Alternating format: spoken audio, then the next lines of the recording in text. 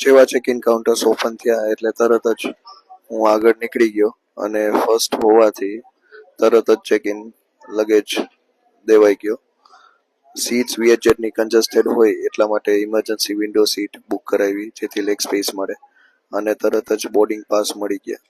હવે boarding pass જેવા મળ્યા એટલે ત્યાંથી બોર્ડિંગ ગેટ્સ ઉપર જવાનું, પણ પહેલાં ઇમિગ્રેશન ક્લિયર કરવું પડે અને ઇમિગ્રેશન ક્લિયર કરી અને પછી તમારે બોર્ડિંગ ગેટ્સ પાસે ઇમિગ્રેશન તરફ જવા માટે એટલી ભીડ ન હતી કારણ કે હજી શરૂઆત જ હતી.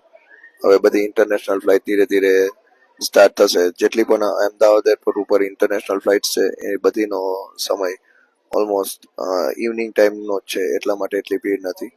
હવે ઇમિગ્રેશનની લાઈન પાસે પહોંચી ગયા અને એટલી બધી ભીડ ન હોવાથી ઇમિડિયેટલી ઇમિગ્રેશન ક્લિયર કરી નાખ્યું અને પછી તરત જ સિક્યુરિટી ચેકિનનો વારો આવ્યો. સિક્યુરિટી ચેકિન ક્લિયર કરી અને તરત જ ગેટ નંબર 6 પાસે જવાનું હતું તો ત્યાં જવા માટે નીકળી ગયા. વચમાં થોડા સ્નેપ્સ કે સિક્યુરિટી ચેકિન કઈ રીતે થયું એ બધું તમને દેખાડતો રહું છું.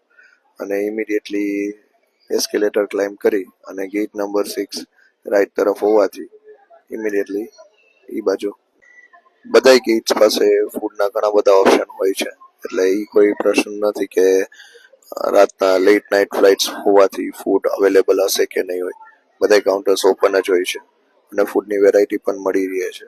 પણ ફૂડ થોડુંક એક્સપેન્સિવ હોવાથી પ્રિફર એવું કરાય કે ઘરેથી લઈ જવાય. હવે લોન્ચમાં આવી અને થોડોક રેસ્ટ કરીએ અને પછી નેક્સ્ટ વિડીયો માટે રેડી રહેજો.